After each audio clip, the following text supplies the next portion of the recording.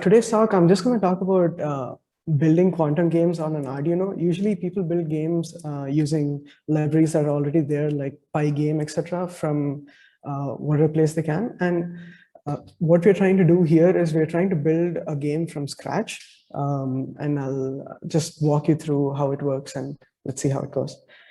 Before that, maybe I can just show you how the game looks like.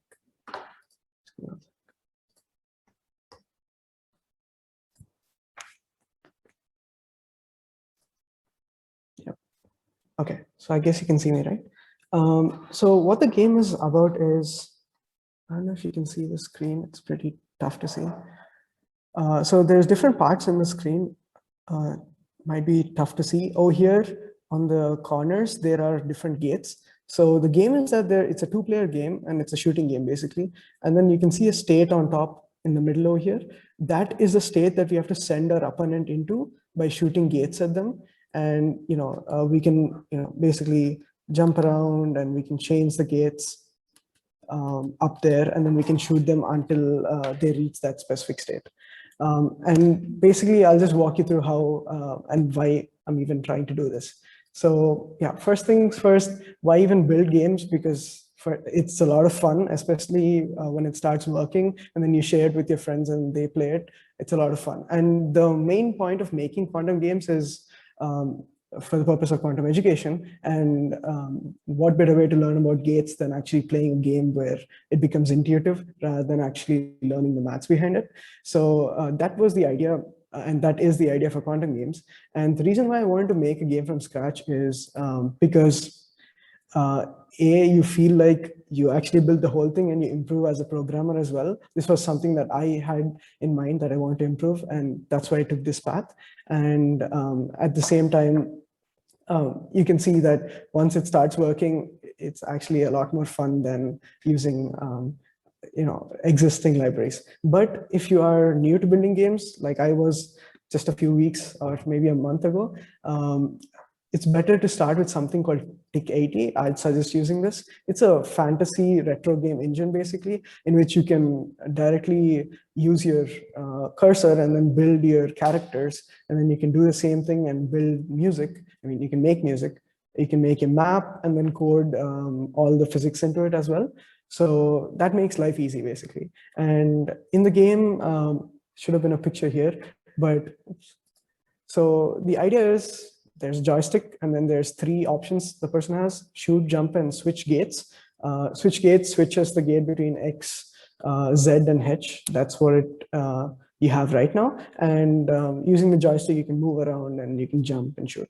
So it's a shooting game, but you actually shoot gates, and those gates affect the opponent until they reach the death state, or whatever we call that, basically.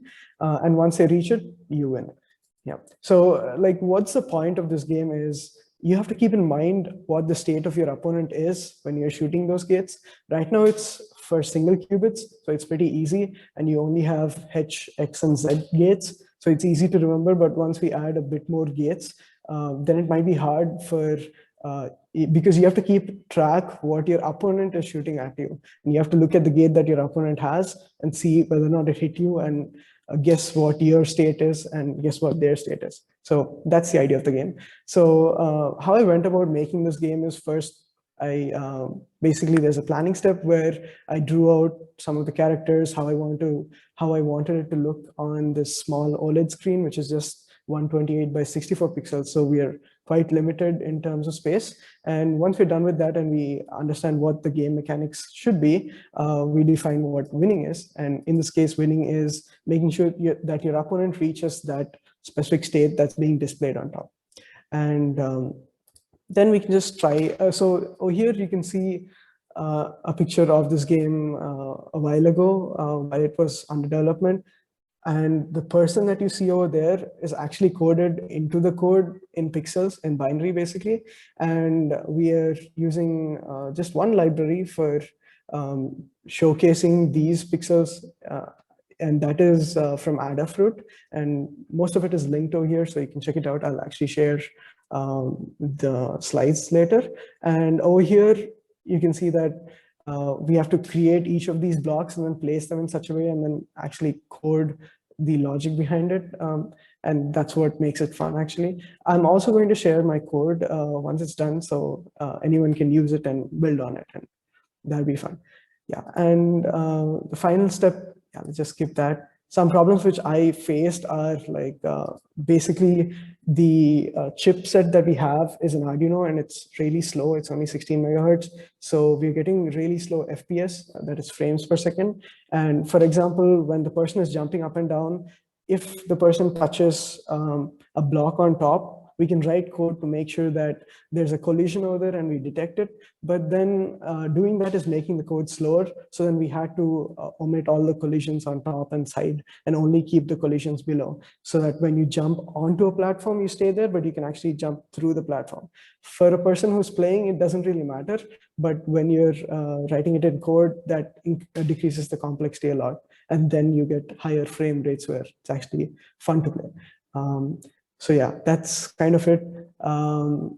Did I use up my time, or do I have some more time? You still have some more time.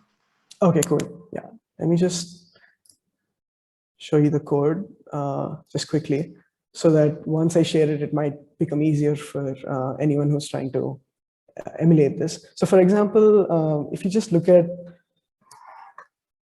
oops, I don't know if you can see it, but yeah, if you look at the screen, you can see that the person is moving and there's different animations over there. So each of these player sprites that you see over here are how we encode those animations. So this is for right, and this is for right up, etc. And then we write it in the code that you have to change, you have to basically print it at every iteration in such a way that it seems like a seamless animation. And the same thing has to be done for the gates that are displayed on top, the H, Z, X, etc.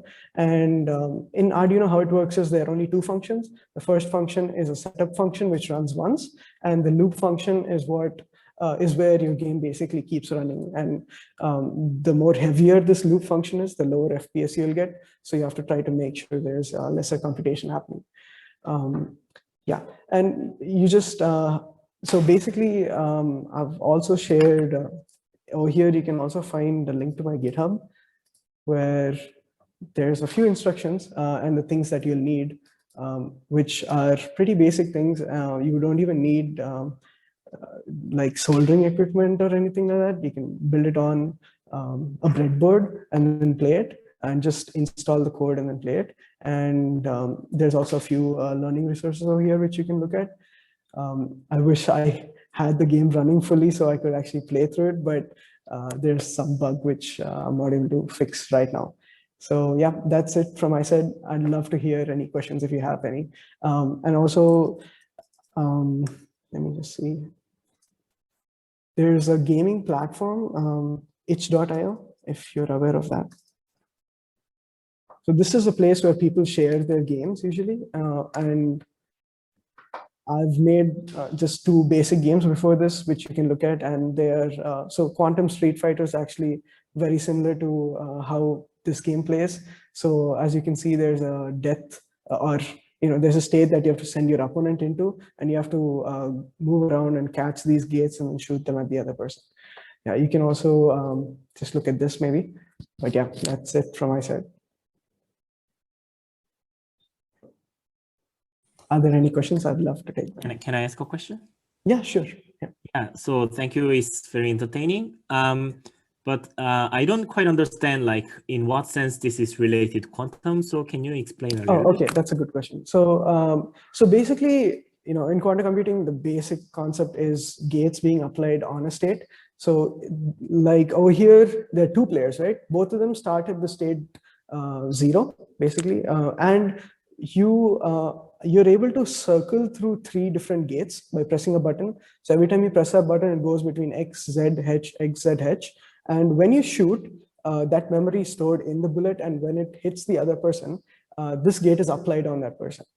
So right now, it's just a single qubit state of the person, and it's a single qubit gate that is being shot. So I just apply the gate on the person.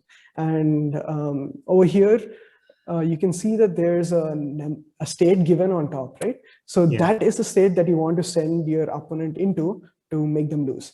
So it is basically a shooting game, but you have to keep in mind what the state of your opponent is when you're shooting, and your state as well, to make sure that you don't get shot with the wrong gates. Yeah. I see. Yeah. Thank you. Welcome. Are there any more doubts? I should have probably elaborated more on the quantum aspect. Okay. There's someone in the chat. Oh, thanks. It is really fun, and I'd encourage everyone to just try it out. And going to TIC 80 and then trying that out is probably the best way to start. So this is the place you can actually go and check out different games and play them and look at the code of how they made them. Sometimes it feels unreal how good the game is, but the concepts behind are pretty simple. Yeah, so it's good to just look through other people's code as well.